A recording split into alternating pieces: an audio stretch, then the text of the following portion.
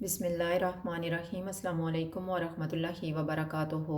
आज हम बना रहे हैं क्रीमी चना चाट। 1 कप क्रीम लेंगे,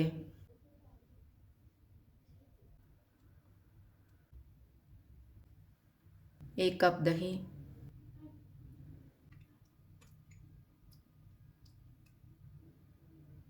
1/2 टीस्पून काला नमक, 1 1/2 टीस्पून चाट मसाला। इनको मिक्स करेंगे।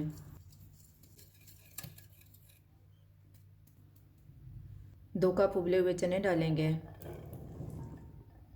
उबला हुआ 1 आलू, 1 प्याज, 1 सब्ज़ मिर्च, 1 टमाटर, सब्ज़ धनिया, पुदीना। इनको मिक्स करेंगे।